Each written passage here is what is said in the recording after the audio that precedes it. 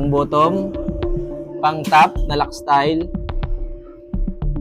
So ayan, magandang araw po ulit. Ayan, nandito ulit tayo sa shop ngayon at kung napapansin nyo na meron ako dito mga accessories ng 798 series dito sa harapan ko. Kasi may nag-request sa atin na subscribers. Kung meron daw tayong vlog ng accessories ng 798 series. So sabi ko sa kanya, i-vlog ko ngayong araw. Kaya eto, at kinuha ko lahat yung mga accessories ng 798 series at inipon ko rito. So guys, iisa-isahin ko yan sa inyo ngayon sa vlog nito. So yan, unahin natin itong accessories. So kailangan meron tayong sealant. Yan, kung brown yung ginagawa natin na sliding, kung brown po yung gagawin nyo na sliding, sealant na brown yung kailangan ninyo. So isang sealant, kaya na nito ang isang set na sliding window, isang sealant.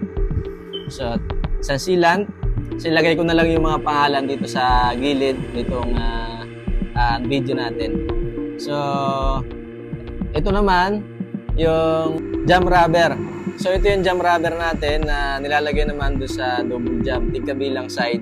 So, yun yung kaibahan guys ng 798 series doon sa traditional. Kasi yung 798 series, meron na siyang goma doon sa gilid ng kanyang frame na jam. So, ayan. Dalawa na. Tapos, itong 4 kinds. So ayan, itong 4 kinds guys, ito ginagamit sa lock style saka interlocker. So kailangan nyo ng dalawang pang lock style, pang bottom, pang top na lock style na 4 kinds. So ito naman yung pang interlocker. Kailangan nyo din ng pang bottom. So ito yung pang top niya, yung isa lang ang butas. So tigagalawa siya guys, kasi tigagalawang lock style, tigagalawang interlocker yun. So ito yung nilalagay dun sa ilalim nung panel ng sliding, yung sa lock style sa interlocker. So 4 kinds po ang tawag dito. Isulat ko na lang din dito sa gilid nitong video natin. Kailangan nyo ng 4 na peraso na roller. So ayan, panel roller ang tawag dito.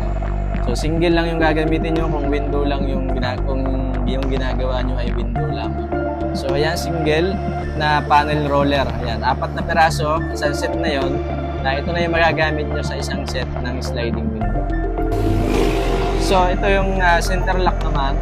Ito yung gagamitin nating lock. Kasi yung mga karaniwan ngayon sa sliding window, lalo na sa 798 series, sa gitna na yung lock niya. Ayan, center lock. Ito yung kanyang yung kumakapit. So ayan. Center lock, small lang yung gagamitin natin, no? So ito pa. So ito naman guys, yung pagka 798 series kasi wala na siyang handle na number 10 na plus lock. So ginagamitan natin siya nito. So ayan. Ito. Toblerone yata ang tawag dito kung hindi ako nagkakamali. So ayan, ito yung meron din tayo dito sa supply natin ito guys. So ayan, 2 peraso kasi tigkabila siya na panel lalagay. Sa loob lang guys ha, sa loob lang ito nilalagay.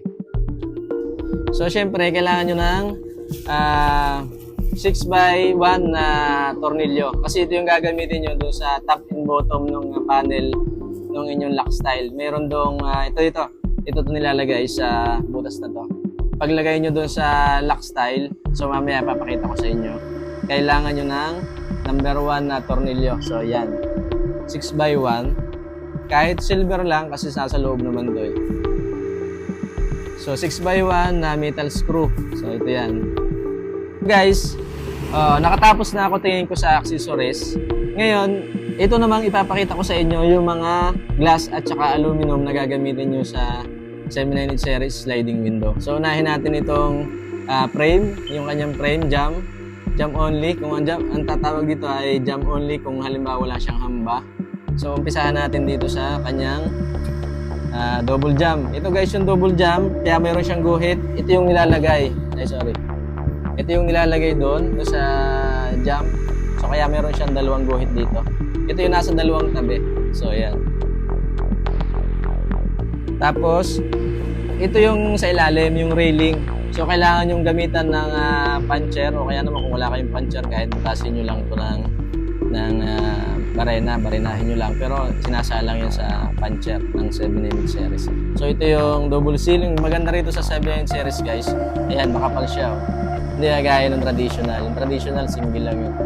Ito double, may butas sa gitna. So ayan, nakaganyan siya. Makapal. So, ito naman yung double head ng 798 series. So ayan. So, kompleto na, double head. Double seal to guys, yung kanina. Tapos to double jam, yung sa gilid. So ito yung pang frame niya. Pag may papagawa sa inyo na kailangan hindi lagyan ng frame, ng hamba, ito lang, kompleto na to. Double jam, double seal, double head. Ayan, kompleto na to. Pang frame to guys ng 798 series sliding window. So guys, doon naman tayo sa panel. So, unahin natin itong interlocker. Dalawang peraso ang kailangan yung interlocker. So ayan, 2 peraso. Interlocker to guys. Yan. Tingnan nyo na lang. So ayan.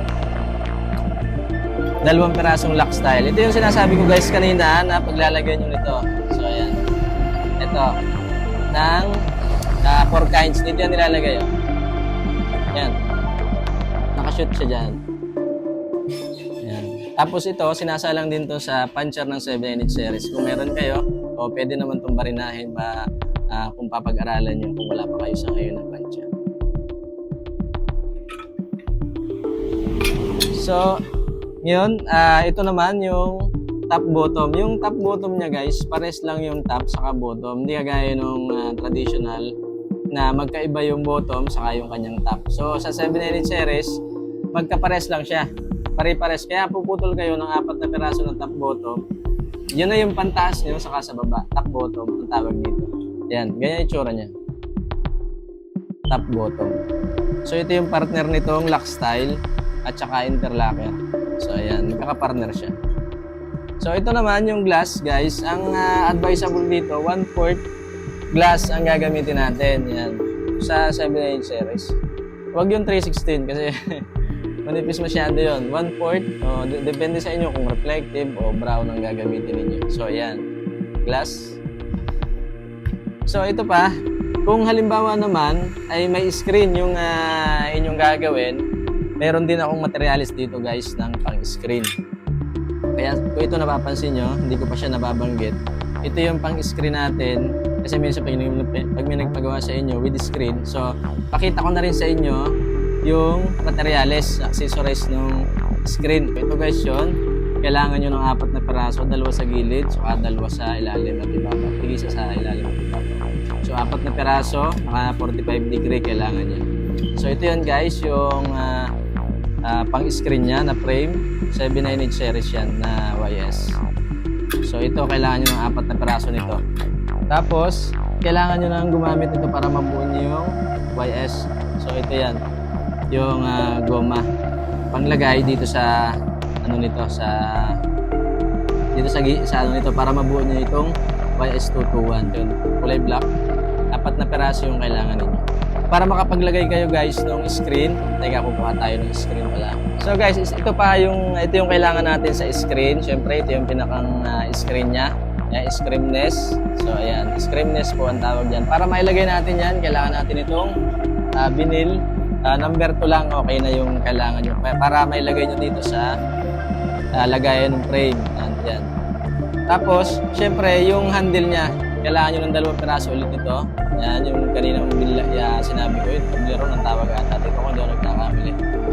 So, ayan. Tapos, 2 798 na screen panel roller. So, ayan. 2 peraso lang ang kailangan nyo.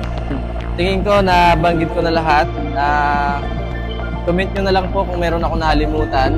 At kung meron kayong tanong, mag-iwan na lang po kayo ng comment sa comment section nitong video natin. At doon po sa mga hindi pa nakasubscribe na nakakita nitong video natin, huwag niyo po sanang kalimutan na i-subscribe para po sa mga bago natin mga i-upload na mga tutorial video. So yun lang, maraming salamat po. Ito yung accessories ng 798 series sliding window with screen. So ayan na lahat yun. With screen na po yan. Yan na lahat yun. So yun lang guys, maraming salamat. God bless. God bless.